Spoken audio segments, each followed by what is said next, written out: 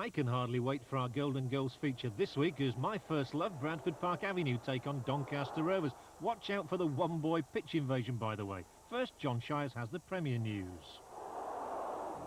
And speculation on who'll succeed Kevin Keegan at Newcastle is the major topic in today's papers. No startling revelations, though one forecasts that Bobby Robson will be installed at St James's Park before the end of the week, and another says that if Kenny Dalglish is offered the job, he'll take it. Elsewhere, the sports writers welcome David Hurst's return. His goal in Sheffield Wednesday's 2-1 home win against Everton was his first of the season.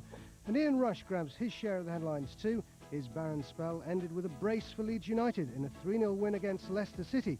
And that's a result that takes Leeds up to 12th in the table, their highest position since early September. Middlesbrough are now bottom.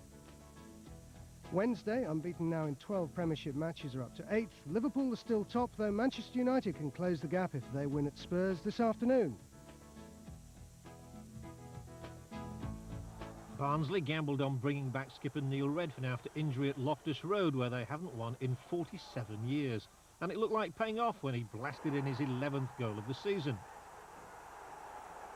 The QPR, who won 3-1 at Oakwell in September, got a big lift just before half-time. Trevor Sinclair opened the way for Paul Murray's dash, and even though John Spencer was forced wide, he still managed to fire in from an acute angle, the sign of a striker in top form.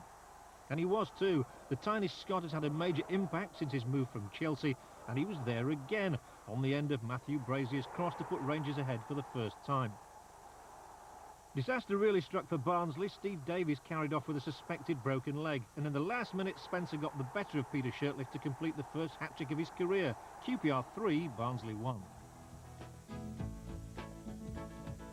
Though he's been in temporary charge for several weeks, this was Kenny Swain's first home league match since being confirmed as Grimsby's new manager, and many in the crowd thought he'd got off to a flying start. Unfortunately, the referee had awarded an indirect free kick, so Kingsley Black's effort was ruled out. But they might have scored from another free kick had Ashley Fickling's snapshot been an inch or two to the left. And they did score 9 minutes into the second half. Another free kick caused chaos in Vale's defence, and Clive Mendonca was there to pick up a typical striker's goal, his 11th of the season. That was no less than the Mariners deserved, but it had the effect of sparking Vale into life, and 8 minutes later they were level through an unlikely source. Fullback Alan Tankard's first of the season, and only the 6th in his 10-year career. Grimsby had the chance late on to snatch it back, but when Jack Lester crossed invitingly to the far post, substitutes Darren Rack and Nicky Southall got in each other's way. The Mariners were forced to settle for a point, which leaves them still anchored at the bottom of the table.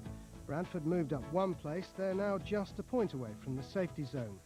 Neither Huddersfield nor Sheffield United played yesterday. Their matches were postponed, so with Barnsley losing at QPR, there's no change at the top, though Bolton's win at Portsmouth stretches their lead to 8 points.